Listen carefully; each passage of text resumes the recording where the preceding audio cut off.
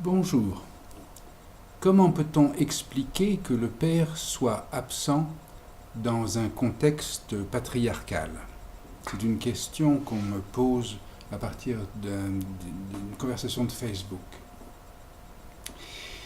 Cette absence se comprend à partir du moment de l'acquisition du numérique, au moment de l'appareillage cybernétique. Évidemment, le père semblait présent dans la tradition, mais il ne l'était que sous la forme d'un symptôme. À partir du moment de l'installation du numérique ou de la cybernétique, on s'aperçoit de son absence. Seulement, pour s'apercevoir d'une absence, ce n'est pas facile, et donc on ne la voit que sous la forme de trous, de manques, c'est-à-dire par des exemples. Et on observe donc ces exemples à 3 occasions, précisément dans cette conversation de Facebook.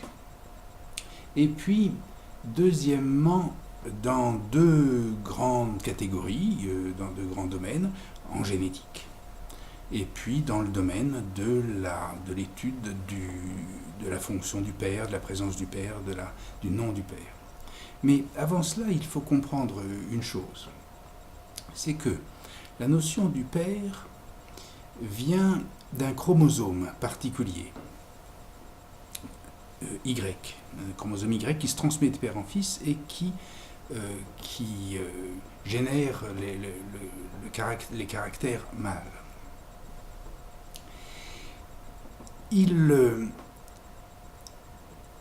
nom du père correspond si bien à ce chromosome, ce nom du père qui se transmet de père en fils et qui génère socialement et fixe les attributs de la fonction mâle. Ce nom du père, il correspond si bien que, en fait, le nom du père est le chromosome lui-même.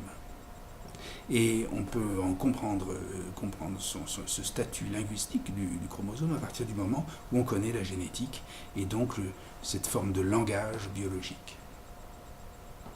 Alors, cela, une fois cela compris, on peut comprendre, on peut aussi observer, voir ces exemples où le père est absent, donc dans la conversation Facebook, mais en génétique.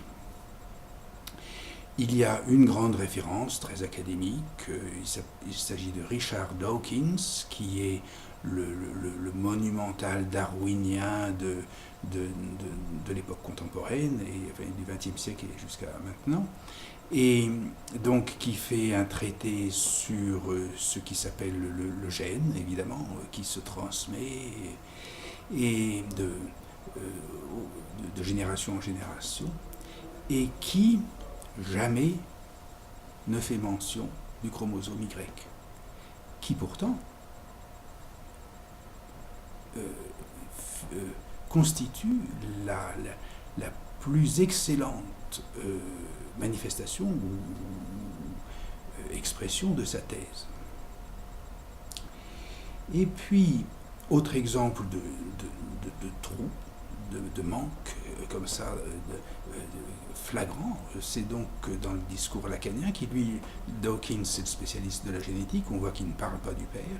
Le lacanien, lui, spécialiste du père et du nom du père, eh bien on notera aussi qu'il ne mentionne jamais le chromosome Y, qui fonctionne avec toutes les occurrences qu'il décrit, que Lacan décrit dans le signifiant qu'il appelle le nom du père.